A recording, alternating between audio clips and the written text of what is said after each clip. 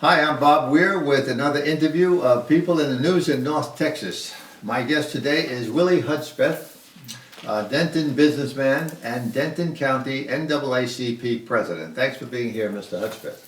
Thanks for having me. Let's begin by telling our viewers something about your background.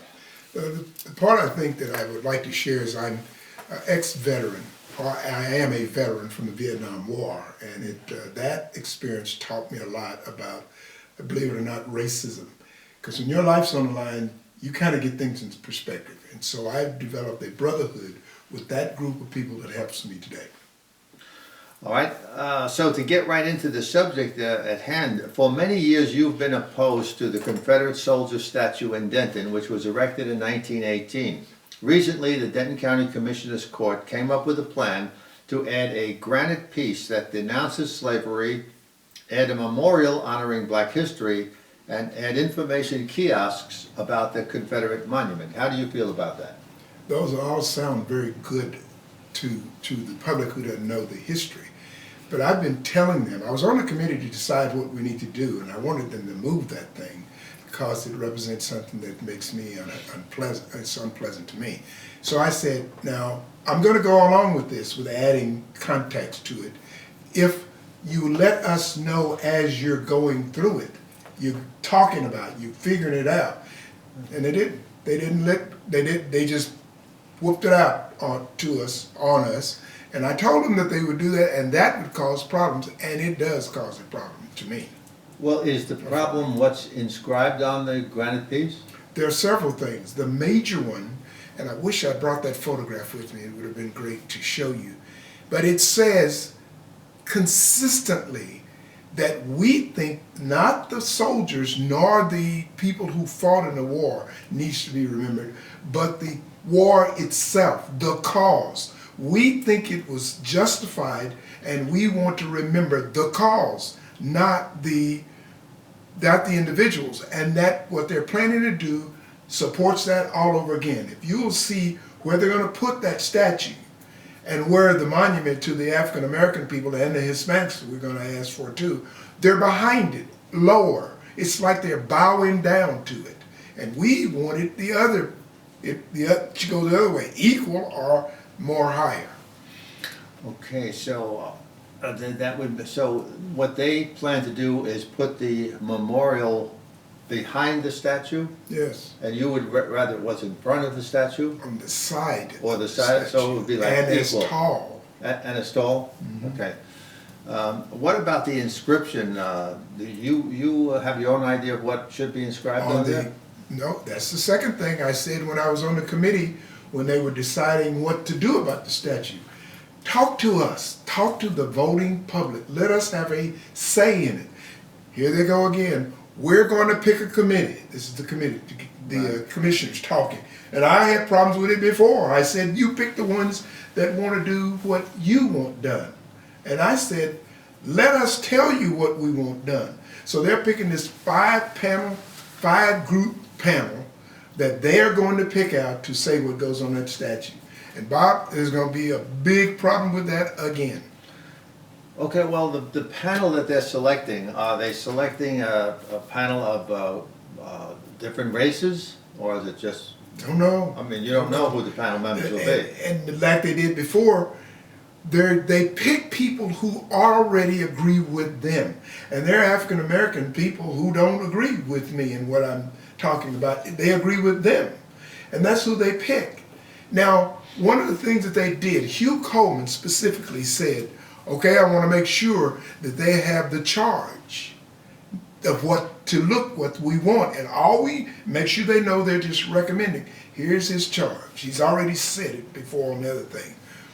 Oh, I think we ought to just talk about the patriots that were around at that time.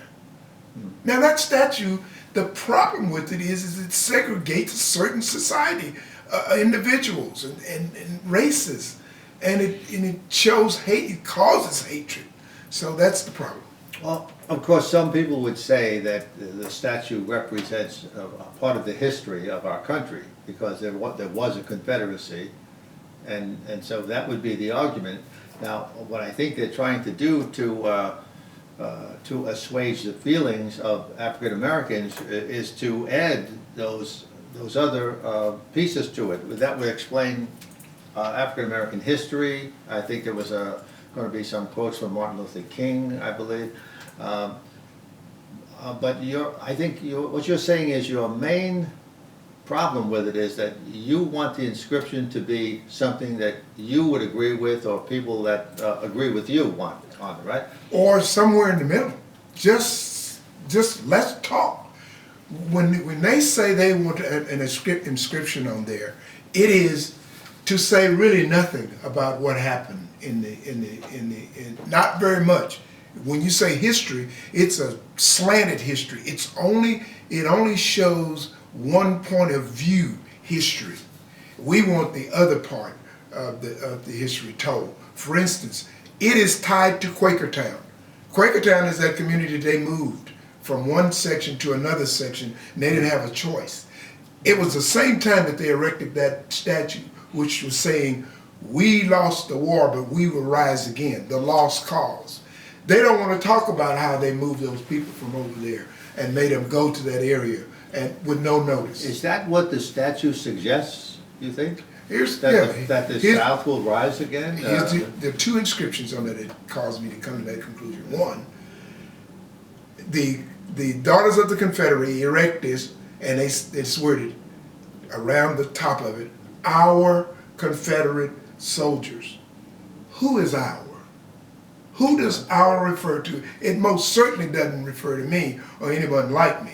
Secondly, they have an insignia on that thing that the CSA, Confederate States of America, in their Constitution, as it were, what they said they were fighting for, the second paragraph says that Negroes are not equal. They're subhuman. And it's on it. The fountains represented whites only. There was no colored fountain there. The color was underneath the courthouse, underneath where you could have colored and white. The ones on the square, on that statue, was whites only. Those three things tell me, well, okay, that's for only y'all. The hour, the insignia, and the fact that the fountain was for whites only. Okay, so let's talk about the fountain, because the fountain has been inoperable for many, many years, right? And yeah, I understand that the history of it would have been that there was a sign saying that one fountain is for whites and one fountain, I think they said coloreds. No. No, they It didn't. was whites only. Oh, it was only whites only. Oh, okay. They didn't have a sign on it. The patrons ran anybody who wasn't white away Okay, from it. because I remember from my history books that in the South there used to be colored water fountains, they called them, and white. Everywhere else but here. So what you want them to do is bring back that fountain, reinstall it. I think they said that the pipes may be corroded or something, but if they reinstall it, make it for everybody. Right. Right. Okay. Well, that would be a very positive gesture. That's as well. You can you're going to be looking at what that inscription says on there, and you want it to be something different than you think they're going to put on there, right? And I want the record for you, so you see when it comes back, it will say, it will be very general, and it'll say, we think that all people should be recognized and that they are all created from God, something similar like that. But they're not going to talk about what actually happened, and that's what I want them to do. Okay. We'll see where that goes, where that effort goes. When I interviewed you about 2 years ago, by the way, you were trying to get a statue of Martin Luther King erected in Denton. Whatever happened with that? I had so many things come up and I couldn't, they didn't want to do it, and I was just fighting fires all over the place. The cemetery was a big part of that time, trying to get that thing cleaned up, and I just lost focus. Now, when we talk about putting a monument up, that will resurface. Okay. All right. Well, I want to ask you this question. A majority of white people I know despise bigotry of any kind. Yet there are those who keep trying to divide the races, and it doesn't help when people are accused of racism without context. If I disagree with a black person, that doesn't make me a racist. No, it right? doesn't. Right? Because we have to be able to have a dialogue and agree or disagree on various things, but this charges of racism are always being thrown around. I think this may have an impact on what the Denton County Commissioners do. I don't know, but I think they're trying to work something out that will be satisfiable to everyone. So I want to thank you, Willie, for your efforts and to always be aware of discrimination and keep it in check. Thank you so much. Thank you. Thank you for your time, and thank you for watching.